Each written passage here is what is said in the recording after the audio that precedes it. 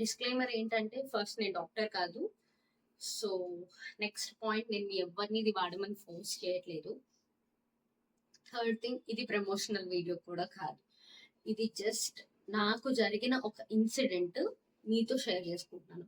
Because ఇది మీకు help అవ్వచ్చు 100%. డిస్కస్ చేసే టాపిక్ ఏదైతే ఉందో అది బ్యూటీ కంటెంట్ కంటే కూడా చాలా చాలా ఇంపార్టెంట్ టాపిక్ అని ఇంట్రెస్టింగ్ గా అనిపించలేదు. అండ్ ఇదంతా ఏదో సోదేమో అని అనుకున్నా. అనుకుంటే వాళ్ళు ఏదో ప్రమోట్ చేసుకుంటున్నారు, వాళ్ళు సేల్స్ పెంచుకుంటున్నారు అని నేను అనుకునేదాన్ని.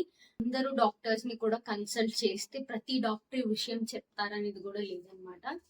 Welcome to my YouTube channel కింగారి థాట్స్. సో చాలా రోజుల తర్వాత అయితే ఒక వీడియో పోస్ట్ చేస్తున్నాను అనమాట. ఆఫ్టర్ మై పోస్ట్ ప్రెగ్నెన్సీ ఈ వీడియో చేయడానికి ఒక రీజన్ అయితే ఉంది. అండ్ ఈ వీడియో చాలా వరకు హెల్ప్ అవుతుంది మీ అందరికీ అని అనుకుంటున్నాను. సో వీడియో కంప్లీట్ గా చూడండి, ఫ్యామిలీ అండ్ ఫ్రెండ్స్ తో షేర్ చేయండి. మీ ఫ్యామిలీలో ఎవరైనా న్యూ బోర్న్ వాళ్ళు ఉంటే వాళ్ళకి కూడా ఈ వీడియో చాలా హెల్ప్ అవుతుంది. సో డిస్కస్ చేసే టాపిక్ ఏదైతే ఉందో అది బ్యూటీ కంటెంట్ కంటే కూడా చాలా చాలా ఇంపార్టెంట్ టాపిక్ అనమాట. బికాజ్ మనం అందరం బ్యూటీ టాపిక్స్ మాట్లాడుకుంటాం, but this is more important. Like ప్రతి న్యూ బోర్న్ మదర్ కి కూడా ఇది తెలియాలని రూల్ లేదు. అలా అని అందరూ డాక్టర్స్ ని కూడా కన్సల్ట్ చేస్తే ప్రతి డాక్టర్ విషయం చెప్తారనేది కూడా లేదనమాట. So let's get into the video. First అయితే మా బేబీకి present 2nd month running. So ఇప్పుడు he's going with a normal milk, అంటే మదర్ మిల్క్ కాదు, నాన్ మిల్క్ కాదు. సో ఇప్పుడు మేము ఏం స్టార్ట్ చేసామంటే, మా ఫస్ట్ పాపకు కూడా కౌ మిల్క్ యూస్ చేసాము. సో అలానే తినకి కూడా మేము ఏం చేసామంటే కౌ మిల్క్ వాడడం స్టార్ట్ చేసాం అనమాట. సో ఇలా జరుగుతుంది. కొన్ని డేస్ కి, ఒక 20 days తర్వాత బేబీ పొట్ట ఉబ్బరంగా కనిపించడం స్టార్ట్ అయింది. So me and my husband went to hospital. మా లోకల్ హాస్పిటల్ ఒకటి ఉంటే పీడియాట్రిషియన్ దగ్గరికి తీసుకెళ్ళాం. అక్కడికి తీసుకెళ్ళాక మేడం ఏం చెప్పారంటే, we're changing it into formula milk లో కన్వర్ట్ చేద్దాం బేబీని, సో అది సెట్ అవుతుంది అనేసి. ఆఫ్టర్ దట్ ఫార్ములా మిల్క్ ఇవ్వడం స్టార్ట్ చేసిన తర్వాత ఒక 2 days అనుకుంటా ఫార్ములా మిల్క్ అయితే ఇచ్చాము. ఇచ్చిన తర్వాత పొజిషన్ ఏంటంటే, బేబీకి కంప్లీట్ కాన్స్టిపేషన్ అనేది వచ్చేసింది. సో ఇంకా వర్స్ట్ అయిపోయింది సిచ్యువేషన్. ఉండాల్సిన దానికంటే బాగా వర్స్ట్ గా కన్వర్ట్ అయిపోయింది అనమాట. ఇంకా మేమేం ఫిక్స్ అయ్యామంటే, సరే మళ్ళీ మనం ఇది వరకు ఏదైతే వాడుతున్నామో దానికే వెళ్ళిపోదాము. మెడిసిన్స్ ఇచ్చారు కాబట్టి వాళ్ళకి ఉన్న గ్యాస్ అది రిలీజ్ అవ్వడానికి అది కంటిన్యూ చేద్దాం అని అనుకున్నాం. సో మళ్ళీ కౌ మిల్క్ కి మేము షిఫ్ట్ చేసాం. బేబీ యాక్సెప్ట్ చేయలేకపోయింది ఇన్ని షిఫ్ట్స్, అటు ఇటు ఇటు అటు. ఈ లోపు కొంచెం పెద్దవాళ్ళు చెప్తూ ఉంటారు కదా సజెషన్స్, లైక్ మీరు ఇవి ఇవ్వచ్చు, ఇవి ఇవ్వకూడదు అనేసి అని చెప్పి. సో ఈ ప్రోగ్రెస్ లో ఇటువైపు ఆంధ్ర సైడ్ అయితే అనాస అని అంటారు. సో అది వచ్చింది బేబీకి అని మేమైతే రికగ్నైజ్ చేసాం అనమాట. సో మళ్ళీ వేరే డాక్టర్ దగ్గరికి తీసుకెళ్ళాం. ఈ తీసుకెళ్లే ప్రాసెస్ లో మేడం ఫస్ట్ మాకు సజెస్ట్ చేశారు కదా కౌ మిల్క్ ని. ఆ కౌ మిల్క్ ని ఐ మీన్ ఫస్ట్ అయితే మాకు ఫార్ములా మిల్క్ సజెస్ట్ చేశారు కదా. సో అది వాడాక తేడా వచ్చింది, బేబీ ఎక్కువ స్ట్రగుల్ అవుతుంది అని చెప్పి చెప్పడానికి అనేసి మళ్ళీ హాస్పిటల్కి వెళ్ళాం.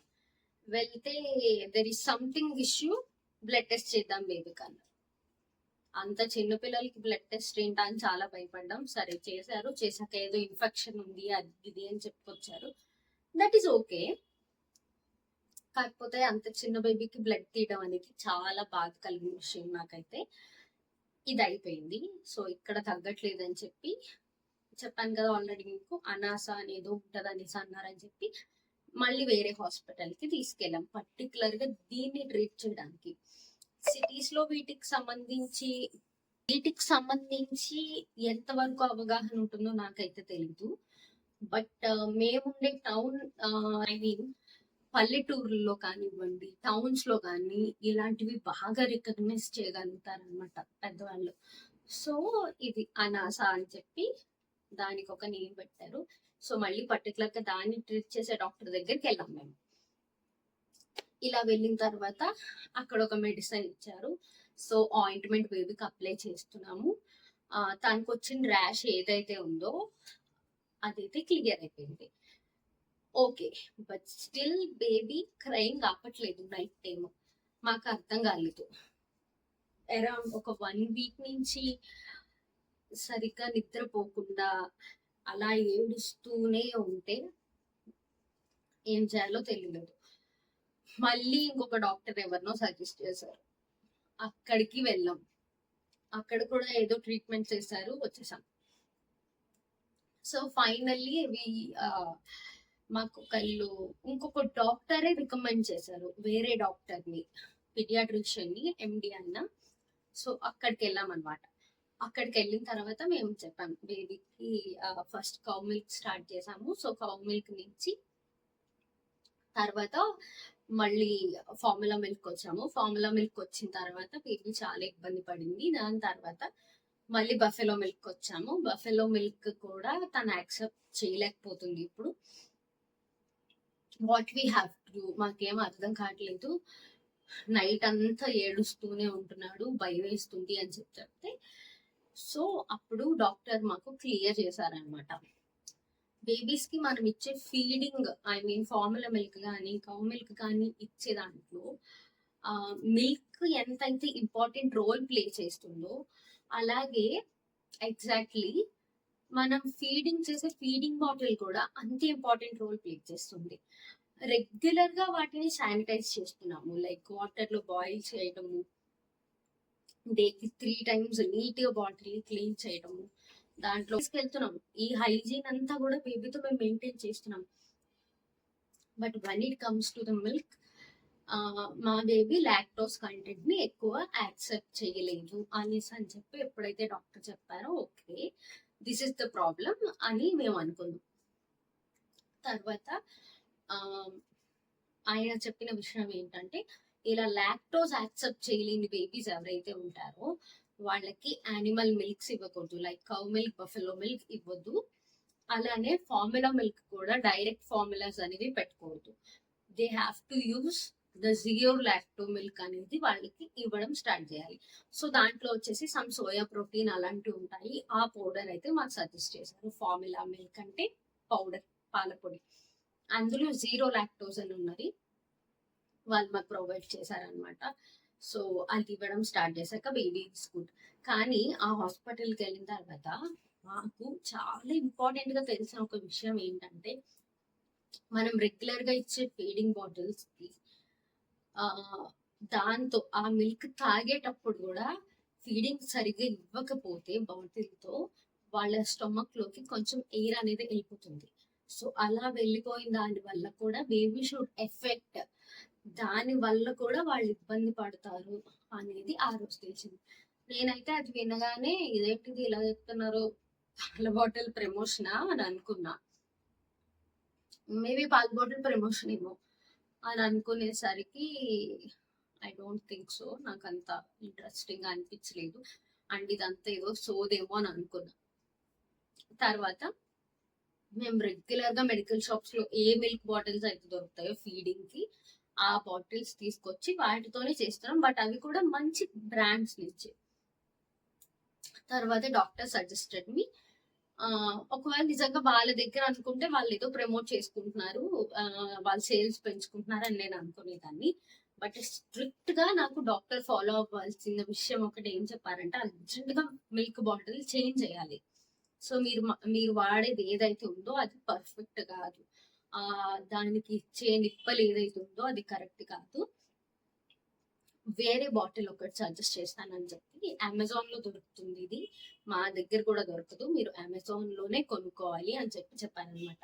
సో ఆన్ ది టైం నేను అనుకున్నా ఓకే ఇది ప్రమోషన్ కాదేమో అయితే, లేదా వాళ్ళు సేల్స్ పెంచుకోవడానికి కాదనుకుంటా, సరిగ్గా అని చెప్తున్నారా అని అనుకున్నా. Because we are humans.